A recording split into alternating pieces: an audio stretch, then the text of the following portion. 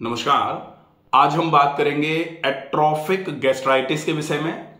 हमने अभी तक गैस्ट्राइटिस के कई प्रकार देखे, जिसमें गैस्ट्राइटिस है, गैस्ट्राइटिस में एंट्रल गैस्ट्राइटिस हो गई, फंडल गैस्ट्राइटिस हो गई, कॉर्पोरल या बॉडी गैस्ट्राइटिस जिसको बोलते हैं वो हो गई, डिफ्यूज गैस्ट्राइटिस, पेन गैस्ट्राइटिस, ये एच पाइलोरी इंड्यूस्ड है, एच पाइलोरी पॉजिटिव है या फिर एच पाइलोरी नहीं है।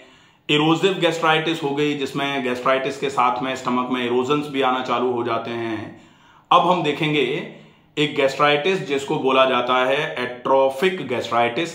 एट्रोफिक गैस्ट्राइटिस होने के कारण क्या क्या होते हैं। एट्रोफिक गैस्ट्राइटिस जब हो जाती है तो सिम्टम्स के रूप में हमको क्या क्या परेशानियां देखने को मिलती हैं और एट्रोफिक गैस्ट्राइटिस का ट्रीटमेंट हम किस तरीके से कर सकते हैं। अगर हमने एंडोस्कोपी कराई है और एंडोस्कोपी में एट्रोफिक गैस्ट्राइटिस लिख करके आया है तो डेफिनेटली इसका जो मतलब होता है वो है गैस्ट्रिक म्यूकोसल लेयर जो होती है। हम सबको पता है कि आमाशय को गैस्टर बोला जाता है और जिसको पेट सामान्य भाषा में बोलते हैं। तो गैस्ट्रिक म्यूकोसा जो है, आमाशय के अंदर की जो लेयर होती है उस लेयर को बोला जाता है गैस्ट्रिक म्यूकोसा।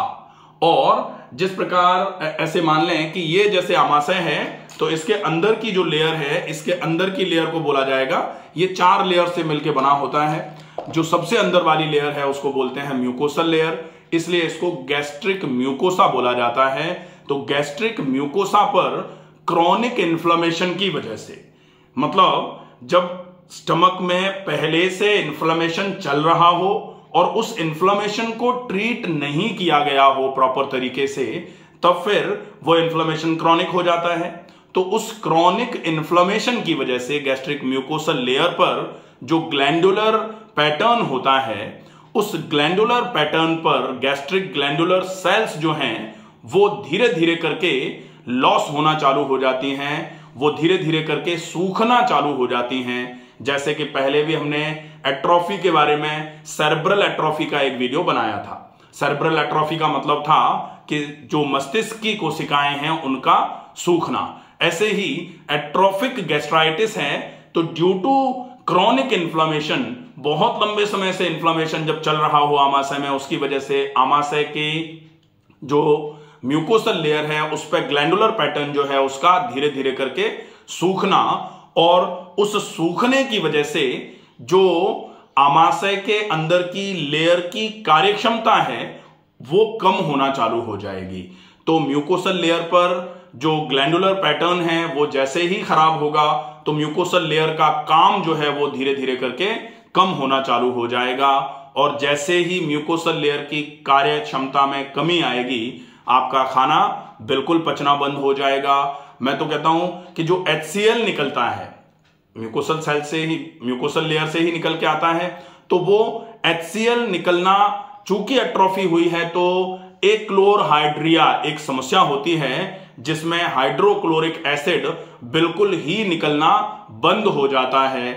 ऐसा केस जो है जिसमें गैस्ट्राइटिस शुरू तो हुई थी due to hyper secretion of HCl, ज्यादा HCl निकलने की वजह से शुरू हुई थी, लेकिन अगर वो क्रॉनिक इन्फ्लेमेशन के बाद एट्रोफिक गैस्ट्राइटिस हो गई है तो एट्रोफिक गैस्ट्राइटिस में एक्लोरहाइड्रिया भी हो सकता है। एक्लोरहाइड्रिया का मतलब है जहां HCl बिल्कुल नहीं निकलेगा, खाने का पाचन ऑलमोस्ट बहुत ज्यादा खराब हो जाता है। अब हम देखें कि एट्रोफिक गैस्ट्राइटिस हो गई है तो इस एट्रोफिक गैस्ट्राइटिस में सामान्य तौर पे जो लोग कहते हैं कि गैस्ट्राइटिस गैस्ट्रिक कैंसर में बदल सकती है, तो अगर कहीं एट्रोफिक गैस्ट्राइटिस जैसा सिम्टम मिल रहा है या फिर आपके एंडोस्कोपी में एट्रोफिक गैस्ट्राइटिस लिख करके आ रहा है तो थोड़ा सा उधर की तरफ भी दिमाग जाना चालू हो जाता है कि कहीं ये और कोई चेंजेस तो नहीं हुए, क्योंकि क्रॉनिक इन्फ्लेमेशन तो था ही, क्रॉनिक गैस्ट्राइटिस तो थी ही, तभी तो एट्रोफिक गैस्ट्राइटिस हुई है। और एट्रोफिक गैस्ट्राइटिस हुई है तो हो सकता है एक कारण जो इसकी वजह से जो बीमारी देखने को मिले वो गैस्ट्रिक कैंसर मिल सकती है, या फिर हैशीमोटोज थायरोइडाइटिस जो बीमारी होती है वो इस केस में देखने को मिल सकती है।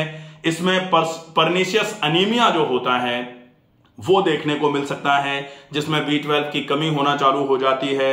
इसके अलावा माल एब्जॉर्प्शन सिंड्रोम्स तो कई प्रकार के मिलेंगे, क्योंकि यहां से जो माल एब्जॉर्प्शन सिंड्रोम्स हैं वो बिगड़ना चालू हो जाएंगे। जो माल एब्जॉर्प्शन सिंड्रोम के रूप में जो खाना एब्जॉर्ब होता है वो एब्जॉर्प्शन रुक जाएगा, जिसकी वजह से आपके शरीर में मल्टीपल डेफिशिएंसीज आना चालू हो सकती हैं और बहुत सारे डाइजेस्टिव डिसऑर्डर्स आपको देखने को मिल सकते हैं। तो ये तो है एट्रोफिक गैस्ट्राइटिस का एक समरी। इसके बाद अब हम देखें कि एट्रोफिक गैस्ट्राइटिस में और सिम्टम्स क्या क्या मिल सकते हैं। तो सबसे पहला सिम्टम जो मिलेगा हमको वो आयरन डेफिशिएंसी मिलेगा, क्योंकि यहां इंट्रिंसिक फैक्टर जो होता है वो धीरे धीरे करके कम होना चालू हो जाता है और इंट्रिंसिक फैक्टर की कमी की वजह से B12 की भी डेफिशिएंसी आपको देखने को मिलेगी।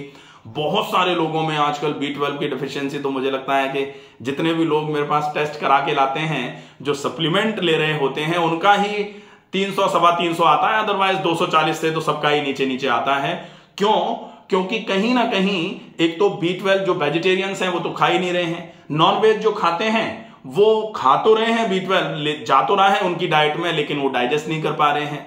और जिन लोगों को डाइजेस्टिव डिसऑर्डर है उनके केस में तो B12 का एब्जॉर्प्शन बहुत ज्यादा बिगड़ जाता है, जिसकी वजह से B12 की बहुत कमी रहती है। तो B12 की कमी भी देखने को मिलेगी, आयरन डेफिशिएंसीज भी देखने को मिलेंगी।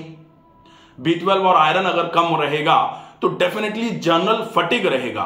जनरल फटीग का मतलब है कि ये पूरे शरीर में थकान पैदा करके रखेगा, ऐसा लगेगा जैसे पूरा शरीर टूटा टूटा सा है, पिंडलियों में दर्द हो रहा है, कोई काम करने का मन नहीं कर रहा है। इसको जनरल फटीग बोलते हैं। तो ये जनरल फटीग भी देखने को मिलेगा। रेस्टलेस लेग सिंड्रोम जो होता है, जैसे मैंने अभी बोला कि जो आपकी पिंडलियां हैं उनमें काफी दर्द रहता है, तो रेस्टलेस लेग सिंड्रोम रहेगा। जैसे आप लेटते हैं तो बहुत सारे लोगों की आदत होती है ना पैरों को ऐसे ऐसे हिलाने की, तो ये रेस्टलेस लेग सिंड्रोम में आता है। ये रेस्टलेस लेग सिंड्रोम भी एट्रोफिक गैस्ट्राइटिस के केस में देखने को मिलता है। इसके अलावा नेल्स जो हैं, जो आपके नाखून हैं, वो बिल्कुल ब्रिटल होना चालू हो जाएंगे। ऐसे करके अगर आप खरोटोगे तो नाखून टूटना चालू हो जाएगा, इनको ब्रिटल नेल्स बोला जाता है।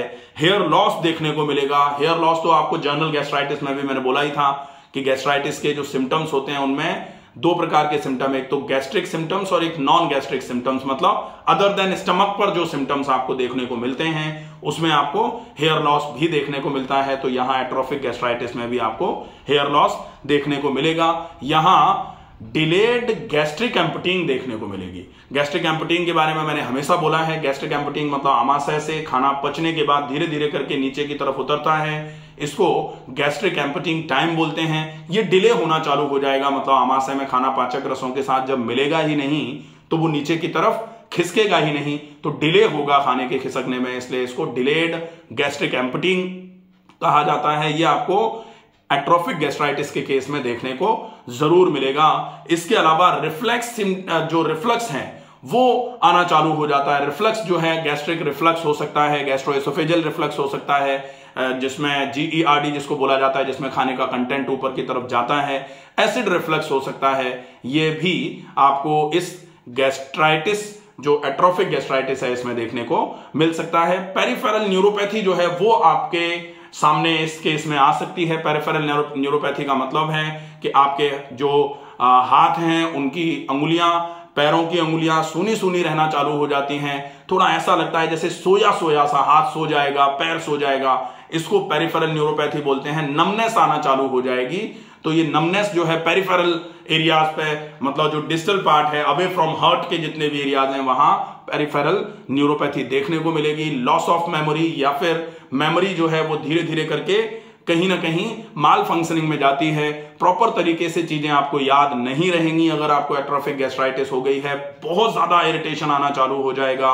इसके अलावा जो साइकोलॉजिकल डिसऑर्डर्स इसमें होते हैं उसमें स्ट्रेस भी आएगा, डिप्रेशन भी आएगा, मैनिया भी आएगा, और कई प्रकार के जो साइकोलॉजिकल डिसऑर्डर्स हैं वो आपको इस एट्रोफिक गैस्ट्राइटिस में देखने को मिलेंगे। हम इस एट्रोफिक गैस्ट्राइटिस का टेस्ट किस तरीके से कर सकते हैं? तो टेस्ट के लिए एक टेस्ट होता है APCA। इसमें anti parietal cell antibody test होता है। Anti parietal cell antibody test अगर आप करते हैं तो इसमें आपको ये गैस्ट्राइटिस हुई है एट्रोफिक लेवल की कि नहीं है ये आपको पता लग जाएगा। एक और टेस्ट होता है जिसमें anti intrinsic factor antibody test बोला जाता है। इंट्रिंसिक फैक्टर अगर आपका कहीं ना कहीं गड़बड़ होना चालू हुआ है तो ये आपको इंट्रिंसिक फैक्टर एंटीबॉडी टेस्ट से पता लग जाता है कि आपको गैस्ट्राइटिस जो है वो एट्रोफिक गैस्ट्राइटिस में कन्वर्ट आपकी हुई है या अभी नहीं हुई है। तो ये टेस्ट हैं, इनसे आप पता लगा सकते हैं। एट्रोफिक गैस्ट्राइटिस अगर हो रही होती है या हो चुकी होती है, इस केस में ट्रीटमेंट के लिए सबसे ज्यादा ध्यान जो आपको रखना है, की पॉइंट्स में आपको अभी बताता हूं, उसके बाद एट्रोफिक गैस्ट्राइटिस पार्ट 2 में इसका ट्रीटमेंट जो कंप्लीट ट्रीटमेंट प्लान है वो बता देंगे। ट्रीटमेंट में एम ऑफ ट्रीटमेंट क्या रखना है, कैसे भी करके आपको अपनी गैस्ट्रिक म्यूकोसल सेल तक न्यूट्रिशन और ऑक्सीजन की सप्लाई बढ़ानी पड़ेगी। न्यूट्रिशन की सप्लाई गैस्ट्रिक म्यूकोसल सेल तक बढ़ाना, अब आप चाहें कि हम तो अच्छा खा के म्यूकोसल लेयर पे ही तो भर रहे हैं, तो उससे गैस्ट्रिक म्यूकोसल लेयर को कोई सप्लाई नहीं मिलेगी, वो तो उसमें भरा हुआ है। तो जो भरा हुआ है वो तो आगे की तरफ जब डाइजेस्ट होगा, वहां से एब्जॉर्ब होगा, वो फिर सर्कुलेशन में जाएगा, तब वो ब्लड सर्कुलेशन के साथ जो आमाशय पे जो ब्लड सप्लाई होगी, न्यूट्रिशन सप्लाई होगी, ऑक्सीजन सप्लाई होगी, तब जाके वो आमाशय के काम में आएगा। ये तो आपने आमाशय में भर दिया है, आमाशय में भरना और आमाशय तक ऊर्जा का पहुंचना ये एंटायरली डिफरेंट होता है। इसलिए आपको बिल्कुल हल्का खाने की आवश्यकता है, जो बहुत आसानी से पचता हो ऐसा खाने की आवश्यकता है। ओवर ईटिंग से आप बिल्कुल बचें, लेट नाइट डिनर से आप बिल्कुल बचें। ज्यादा से ज्यादा पाचन जब हो जाए उसके बाद प्राणायाम का अभ्यास करें या फिर रिदमिक कोई एक्टिविटी, फिजिकल एक्टिविटी जो होती है वो करें, उससे आपको बहुत अच्छा आराम मिलेगा।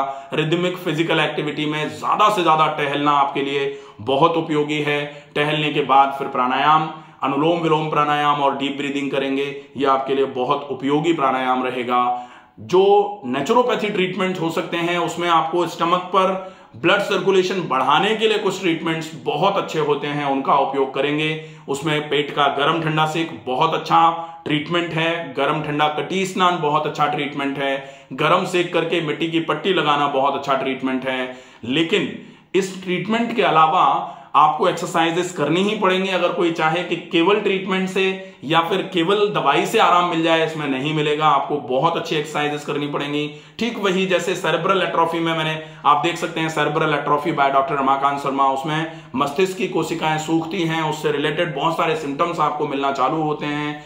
बहुत केसेस ऐसे हैं जो सेरेब्रल एट्रोफी में बहुत अच्छा आराम ले लेते हैं।